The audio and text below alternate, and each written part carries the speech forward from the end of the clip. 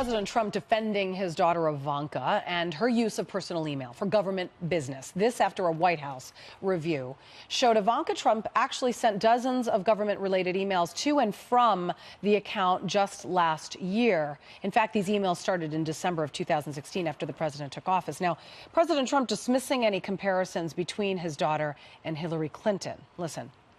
Ivanka can handle herself. These are all in the historical records. There was no deletion whatsoever, unlike Hillary Clinton, who deleted 33,000 emails.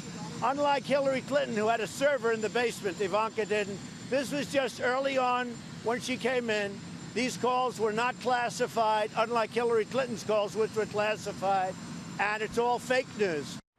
Democrats say they plan to investigate whether any federal record rules were violated. House Oversight Chair Trey Gowdy also requesting information on Ivanka Trump's email practices. Back now with our panel.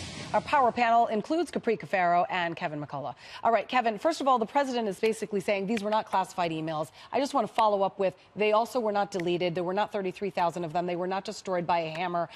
And she does not own a BlackBerry. No bleach bit. Okay, so there's no... No one owns a BlackBerry in 2018, by the way. Yeah, no, you're right. I guess there might be a couple out there, so we apologize for insulting you. But nonetheless, she cannot be compared to Hillary Clinton, although she did something really dumb. She shouldn't have used her personal email. But I think it stops there. And I think the investigation will show that. Yeah, and I think that Trey Gowdy's doing the right thing. I think if you learn of a violation, you've got to look at it. You've got to say what are the circumstances. Of course. You've got to discover what happened.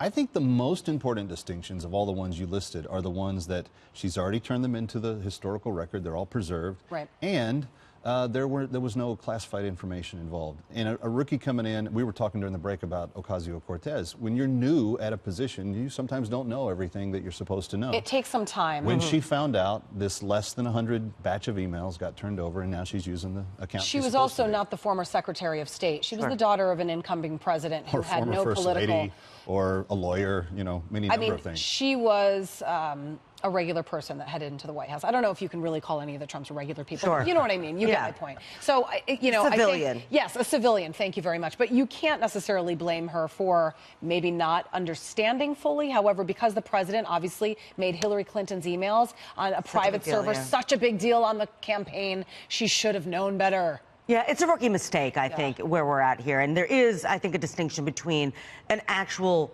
email server and, you know, a Gmail or a Hotmail account. Right.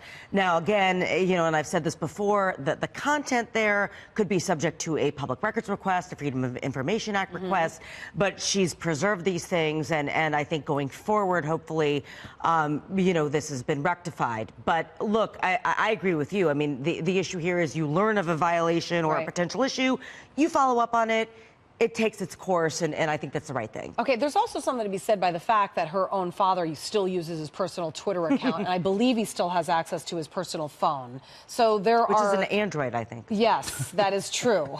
So sorry, Android users. But nonetheless, you know, she is led by example, and her own father, the President of the United States, actually uses his own phone and his own personal Twitter account. So certainly when she has a shared email, in fact, that Jared Kushner set up for she and him, she wasn't thinking, oh, this is any different. Yeah, well, how many of us have started a job where for the first couple of weeks, we were sending emails on our own personal account, just getting acclimated to the new office or whatever? Right. I really don't think there's anything extraordinary here. I'm getting a wrap.